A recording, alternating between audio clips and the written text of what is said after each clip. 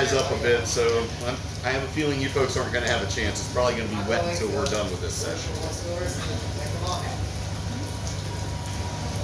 All right, thanks for listening. You have any questions about anything else? Like, did Derek talk about how our skid cars are set up to do what they're doing? Perfect, thank you so much. What's that? He did? Cool. No, I didn't do it. What's that? Said plastic on the ground. Yep. What's that? Here, it's a whole warehouse. You take them inside. That was, just let me know. Not a lot of space in here. Not in here. I said it's a warehouse. True. Yeah, that's too far away from where this one is. We have an exercise inside that's associated with the next module too. So. Thank you. Okay.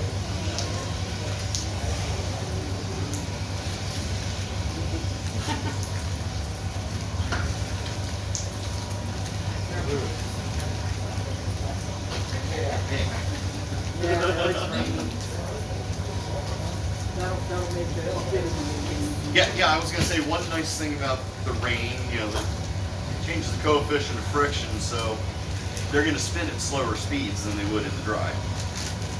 I wanted to know what that feels like. She's so fun. Baby girl, I want her to get a little out of hand. Do you know which vehicle she's in? She's in Brooklyn. Okay. I wanted her in the Mustang. I wanted her in the Mustang. Actually, the way they're set up, the Mustangs are very predictable.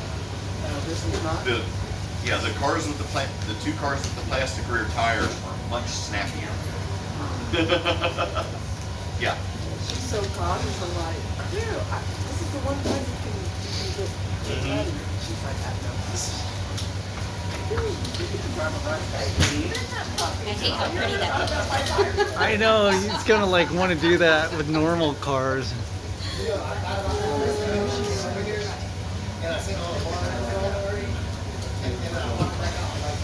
Driving yet.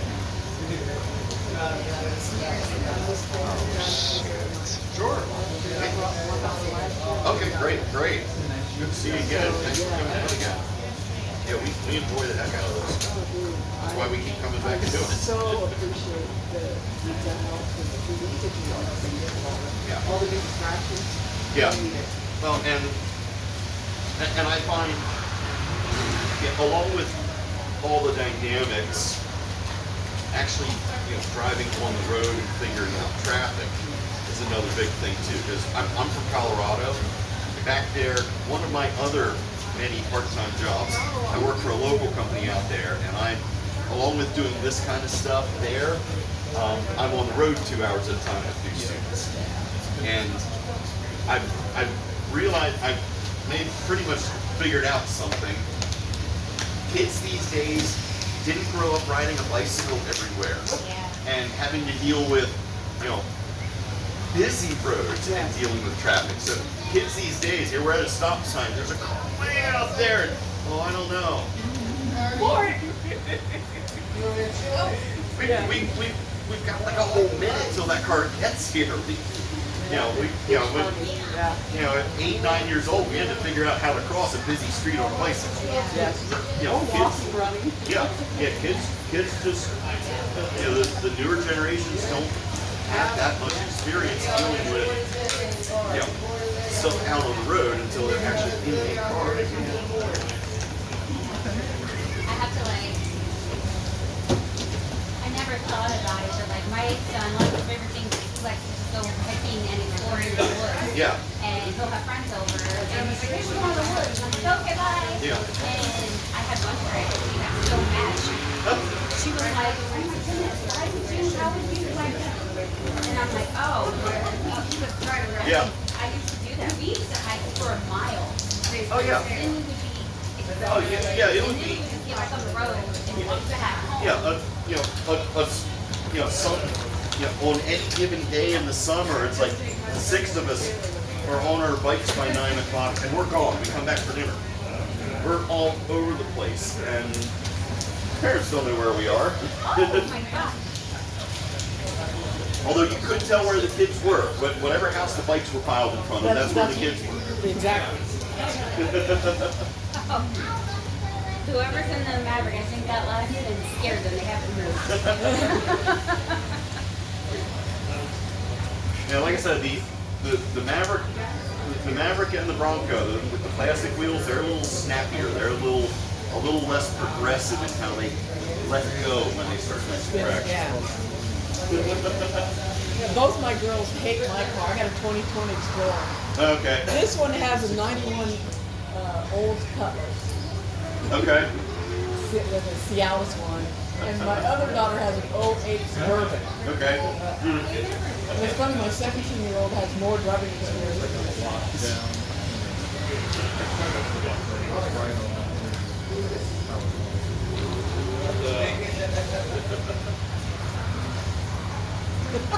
It does feel a little bit. It does, yeah.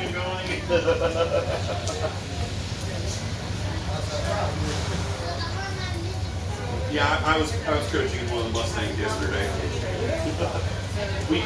we trade around. We all Get to do it, yeah.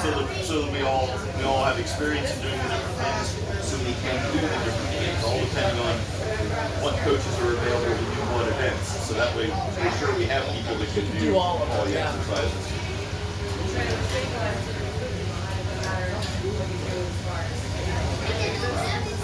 Well, at least the wet might save their tires. Probably. I know.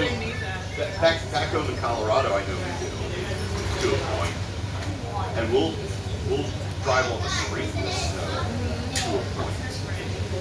You know, because there's a lot of you have to coach different stuff depending on how much snow is on the ground. You can't see the lines on the road, so you have to coach about trying to figure out where the lanes are and not worrying so much about the legality in your lane and the correct lane. It's just figuring out roughly where you should be, you know, how to deal with traction.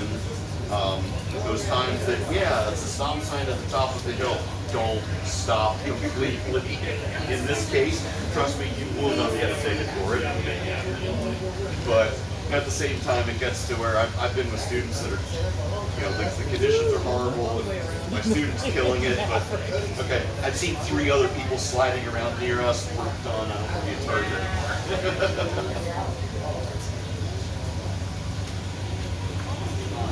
But actually, when we do our skid stuff differently. We do it in a straight line, and we have a couple Kia Souls that we are basically just, we start in a straight line, get up to like 15, 18 miles an hour, and then we're pulling the handbrake and getting the steering wheel to set the car into a skid. We have a treated surface and we wet it down with sprinklers.